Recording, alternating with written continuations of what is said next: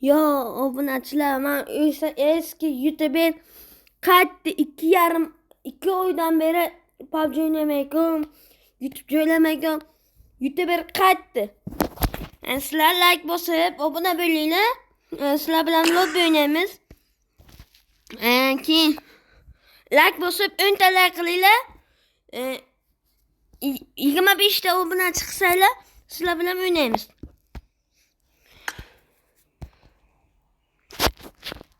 Livik oynaymiz sizlar. Oynashim chiqqan. Qo'lim chiqqan o'ynashda.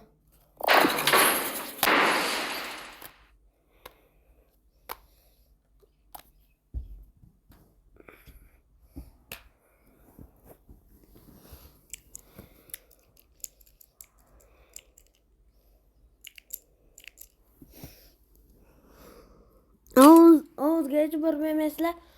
Tamam, qiril og'rigan.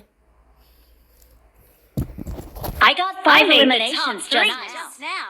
Boshlansa videoni yo'qaman. Mana o'yinimiz boshlandi. Videoni yo'qdim. Sizlar uchun. O'yining botku demanglar. Unaqa o'zbekni podeshka qilish kerak. Podeshka qiladi. Boshqa davlatlarga o'xshab podeshka qiladi-ku, o'zbeklar kuchini ko'raylik. Podeshka qilib bilan.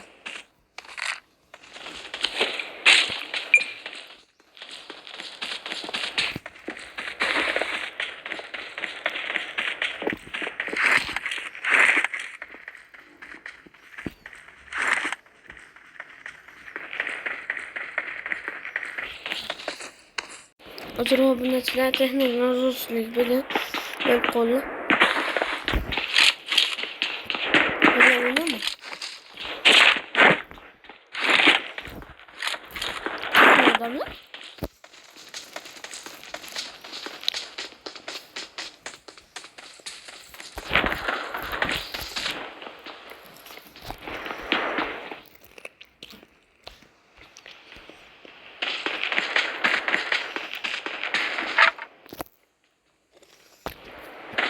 Obunachilar, mayli, so'bilinglar. Men o'yindan chiqaman. Svet o'chib qoldi. Короче, o'yindan chiqaman. Like bosib, obuna bo'lib qo'yinglar. 10 ta like qilsanglar, 10 ta like bilan 25 ta obunachi to'plasanglar, sizlar bilan o'ynaymiz. Nikim Tidim Pro 916 deb yozsanglar chiqadi.